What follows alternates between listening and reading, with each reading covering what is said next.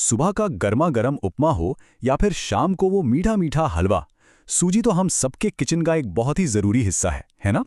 पर कभी सोचा है कि ये जो दिखने में इतनी सीधी सादी सी चीज़ है, वो हमारी सेहत के लिए आखिर है कैसी, फ़ायदेमंद या फिर शायद उतनी नहीं? चलिए, आज इसी सवाल का जवाब ढूंढते हैं। सोचिए ज़रा, वो मुंह में घुल जाने वाला हलवा या वो हल्का फुल्का उपमा, स्वाद तो लाजवाब होता है, पर अक्सर ऐसा होता है कि जहां स्वाद की बात खत्म होती है, वहीं से सेहत का सवाल खड़ा हो जाता है। तो क्या हमारी इतनी पसंदीदा सूजी सच में सेहतमंद है?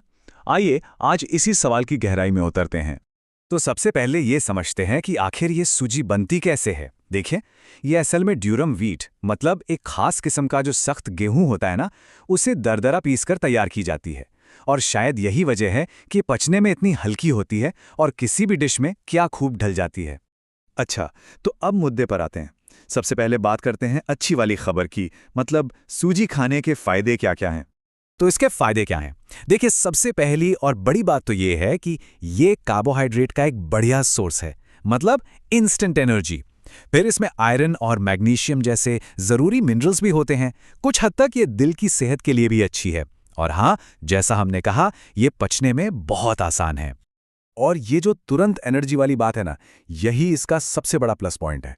सोचिए, सुबह सुबह ऑफिस की भागदौड़ हो या दिन भर की थकान के बाद कुछ हल्का खाने का मन हो, सूजी का नाश्ता एकदम से मतलब शरीर को रिचार्ज कर देता है। ये जो कार्बोहाइड्रेट्स हैं, वो हमारे शरीर के लिए एक तरह से फ्यूल यानी ईंधन का काम करते हैं। यहां तक तो सब बहुत अच्छा लग रहा है ना? लेकिन कहते हैं ना, हर सिक्के के दो पहलू होते हैं। तो सवाल ये उठता है कि क्या सूजी खाने के कुछ नुकसान भी हो सकते हैं? तो चलिए, अब कहानी के इसी दूसरे पहलू को देखते हैं। मतलब वो कौन सी बातें हैं जिनका सूजी खाते समय ध्यान रखना जरूरी है। और ये देखिए, ये जो स्क्रीन पर है, ये पूरी कहानी को एक तरह से समेट देता है। एक तरफ है इसका फायदा यानी तुरंत एनर्जी, और दूसरी तरफ है इसका सबसे बड़ा नुकसान कि अगर ज्यादा खा लिया तो वजन बढ़ सकता है। यही सूजी का सबसे बड़ा कॉन्ट्रडिक्शन है। तो असल में होता क्या है, ये समझना जरूरी है।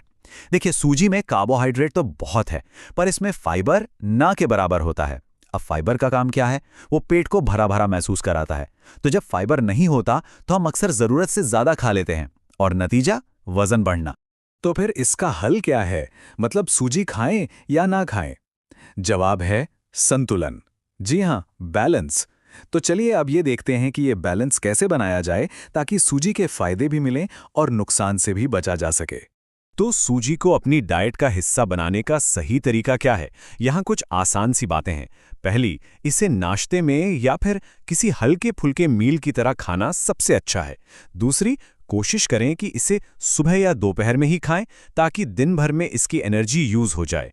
तीसरी और सबसे ज़रूरी बात, पोर्शन कंट्रोल मतलब मात्रा का ध्यान रखें। और चौथी बात, इसे खाने का मेन हिस्सा ना बनाएं। इसके साथ खूब सारी सब्जियां या दाल जैसी प्रोटीन वाली चीज़ें भी शामिल करें। तो आज की इस पूरी बातचीत का जो निचोड़ है ना, वो बस इस एक लाइन में है। सूजी का सेवन करें, लेकिन संतुलन बनाए रखें।